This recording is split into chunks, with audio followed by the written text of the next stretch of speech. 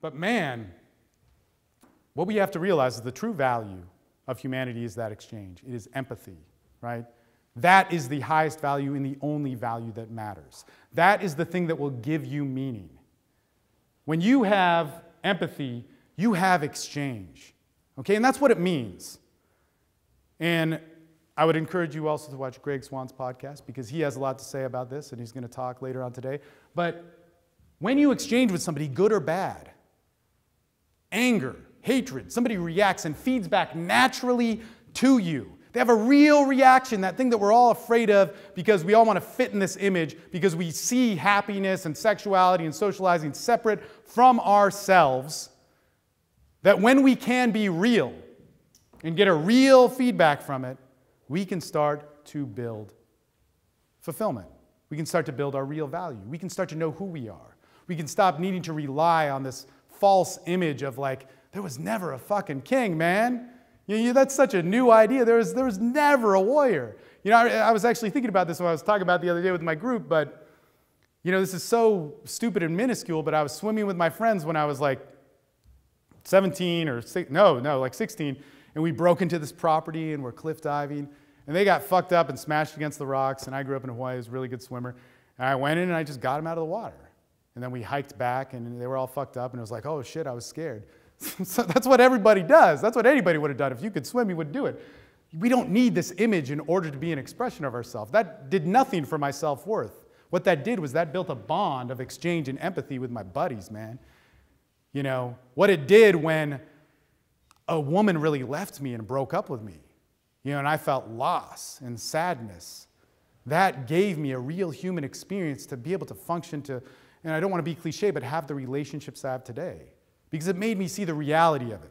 It made me see that I had to discipline myself to be myself.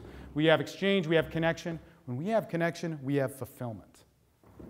How we use our bodies, how we use our minds, how we use our emotions, how we're sexual, how we're social, man, they all follow a very simple, natural course. And so what I want to talk to you guys about today is, man, think about how you can connect right now. It is the most powerful fucking thing.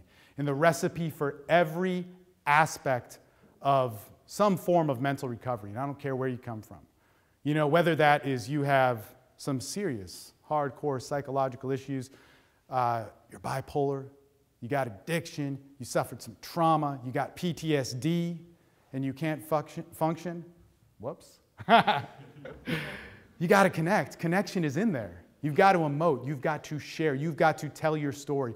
What happens with, when it gets into post-traumatic stress disorder, what lessens it is when you can express. One of the most amazing things about it is it's something like 95% of people who experience it had to have trauma in their childhood, something that they couldn't express, something to attach to it. But if they didn't have that, the people with the same experience, they were affected, whatever it was, if it was war or some traumatic event, they did not have the same experience. And what decompresses that is the ability to talk, the ability to sit around. And what did James Steele say? When we're kids, we play, we talk, we interact, we have fun, we have social hour. But when we're adults, we sit around, and our social interaction is very mellow. It's very simple. What are we doing when we're exaggerating it? What are we doing when in order to be sexual, we're living this like bizarre fucking template of life to, man, just to come from this deficit that we have, from this myth that we've lived within that has given us a lack of resources. Why aren't we being ourselves, and why are we trying to manufacture all the forces of nature within us? Anyway, thank you guys so much. Man, this is an awesome thing. This is what I did for you guys. Check this out. If you want the notes on this speech, I wrote it like a couple days ago. It's like 8,000 words. I'm putting a download on thesexuallife.com/myth. And then also what you will get, it's going to change as time goes, but there's a free product. It's like $67 that we sell it for. It's an audio series. Look, I love working with people. I love interacting with people. But here's the deal, is I don't want to work with you if you don't like what I'm talking about or how I teach, right? It just doesn't work. It sucks, man. It sucks when somebody signs up for your course and you get like $500, $1,000, whatever it is, and they don't show up. That's pointless, you know? We have a group of guys that interact a lot. You know, we really care about each other. We're international. We talk. We support each other. You know, some of them are here, and it's just a cool thing. And when we can do that, it's awesome. You know, in fact, the thing that I'm giving you is the Better Man's Guide, as well as a bunch of PDFs. They're interviews with me, but they were made by all the people in those groups because I wasn't making any products. So it's kind of a cool thing. There's some PDFs there. It's about $200 worth of stuff. Definitely download it. Check out the notes. It's a good expression of stuff. Let's open it up for questions.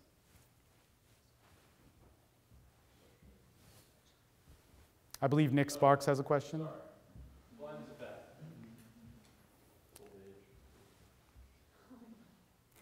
So, you know, you talk about yourself, how difficult it is when you're growing up in this culture to live true to these values that you're speaking of when you've had your entire life been told the opposite.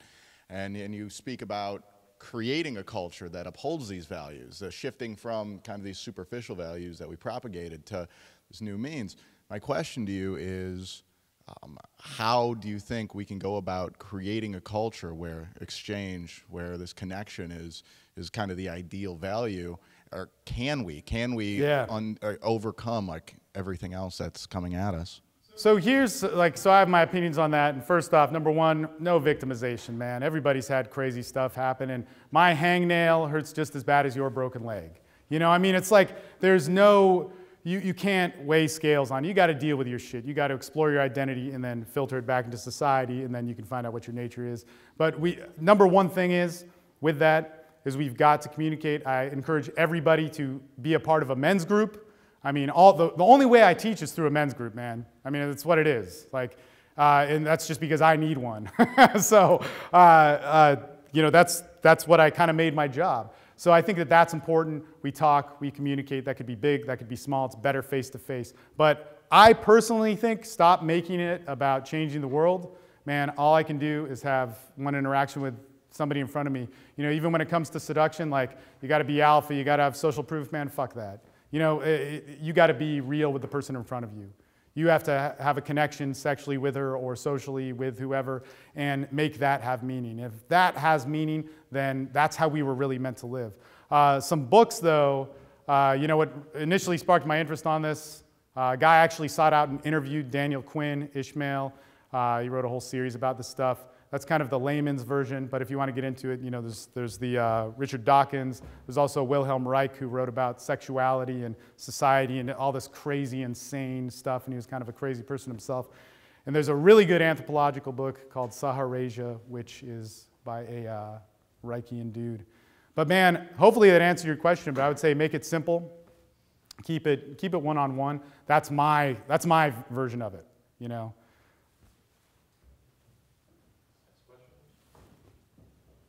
Wow, really great stuff. In a culture of anti-fulfillment, you know, everywhere I go, every day, you know, these other images being presented as fulfillment and happiness. I really identify with what you're saying.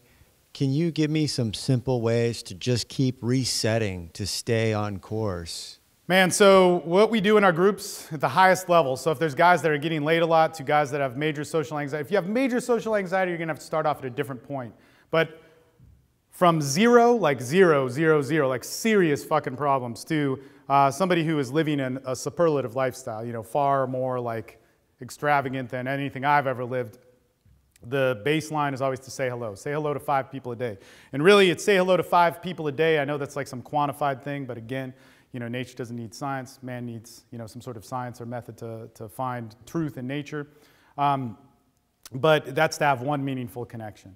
You know, and so if we say hello to 5 people a day, that's key. If you can't say hello, then you start off with different things like eye contact, getting out of the house, you know, smiling, getting a smile back, you know, trying to get an interaction with, in an exchange with somebody. But man, it all comes down. Seriously, like there's guys who you're just like, holy shit, but they will tell you, you know, say hello. That is the hands down thing. You know, human to human, very simple interactions, and to really have meaning in that. Don't expect anything from it. Cool? You talked about how you had such a full sex life, but were really not enjoying any of it. And I wanted to know what happened to cause the shift in you from believing you didn't enjoy sex to having a truly fulfilling sex life. And was it a particular point or experience or more of a process? That's hard to say because like there's no turning point. There's never a turning point. So anytime when like you talk to somebody who's experienced like some intense stuff, you're like, so what happened? You know, when did you think it was okay to prostitute yourself? When did you think it was okay to whatever, like some intense thing? And it just happens. Like you're hungry, there's food in a dumpster, you eat it. And then that becomes the norm. You don't worry about it because you understand it, you get it. Just whatever. But so when it's sexual, it's like it's happening. I have the urge for sex, I wanna fuck. I wanna bone, my dick gets hard. I used to say that. My biggest curse is my dick gets hard. And it wouldn't not. Because that's always a great excuse. And then you learn the whole art of faking an orgasm and all that sort of shit. And like, oh, I'm done, sorry. And you run. But there's some interesting stuff to that. You got to listen to Bang Radio for those episodes. But hey, but the thing is you don't really know when that happens. There's no distinct switch, right? Just all of a sudden you're like, fuck, I don't like this. This sucks. This is a human. I knew that it was supposed to feel good. This is the worst sex with the hottest chicks. Not because the hottest chicks had the worst sex, but it was the situation and all that sort of stuff. So it just started happening, and then you're like, fuck, this sucks. Did I ever like it? God, when I was 23, 24, 25 and having sex, like, that was just a weird reaction. You know, that wasn't real. And then coming out of that, I had to learn to feel. And like I said, man, talking to a lot of the porn guys was a huge deal for me. Yeah, all right. Yeah. Just one thing from, I haven't been around this a long time, known you for a long time. Why is it that the same guys that circulate around the community can't socialize, can't make friends, but you send them to a jiu-jitsu school or something like that, they start socializing, making friends. And then in our lairs, they have no problem doing it there. I mean, I think the intention of women, man, and let me just say, dude, this guy is a part of my groups. This guy's known me for 8 years, and you're on at least 2 calls a week. I mean, we interact quite a bit, but I haven't seen you in a while, but known each other for a long time. So that's just, I think that's a very cool thing, like that it's not about like, it's about talking to guys and decompressing. But man, I don't know. Why is it that when we're doing this, like, kind of like, okay, when we talk about jiu-jitsu, I think jiu-jitsu can be truth. It's an expression of your body. I mean, like it's like, it's just so real, or any martial art. It could be anything, right? But you're feeling with somebody else and you're totally influenced by them and its expression, and it's an awesome thing. And I think when that happens, like, it loosens everybody up. Puts somebody in a natural state of socializing and feeling somebody else. And when it's about pickup, it's coming from without, man. Or when it comes from like, I have to do this, I have to perform, I have to give this speech, I have to be good. All that sort of shit. That's like the coolest thing about my fulfillment and relationship now is like, I can fuck up and still have self-worth. But think about the insecurity that comes from. But in order to find that, I had to have an interaction with somebody that had meaning. So it's kind of crazy. So I think when people get in that natural expression of empathy, it loosens them up. But when we're in a supposed to, or an identity, or an image, or in a natural state of how we're really supposed to interact that's just really far from it, there will never be a connection. It just won't happen. Final question. Final question. Hi, Steve. Thanks for the speech. Really good.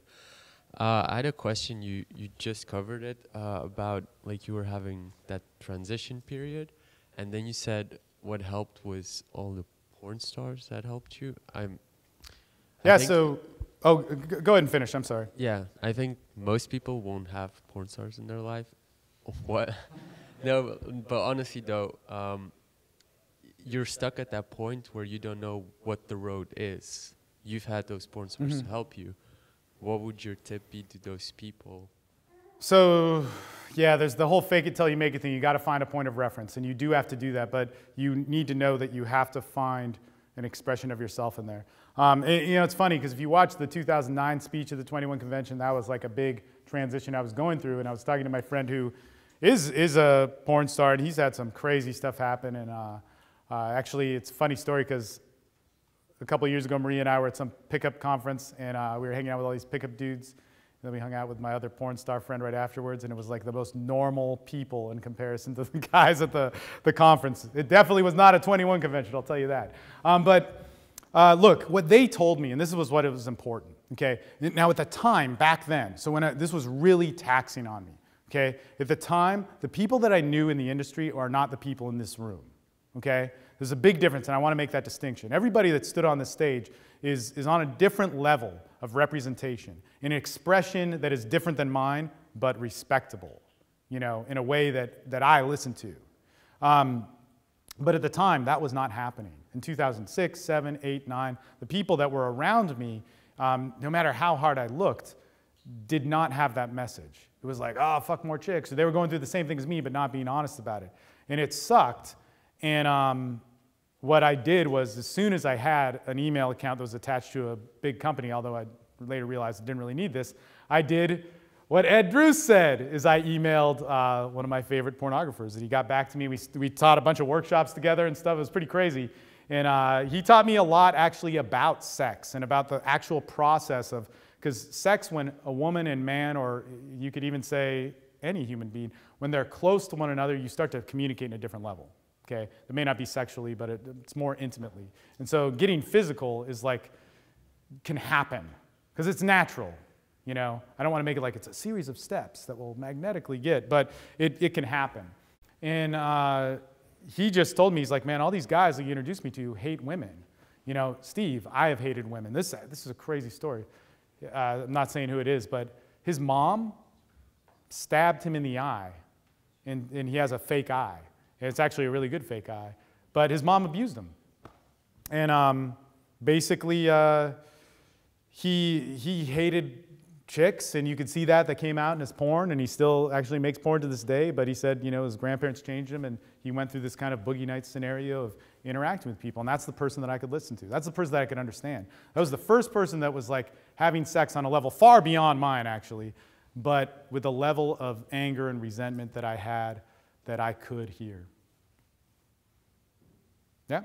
That's all we have for questions. Give it up for Steve Mayeda! Hey, thanks, guys.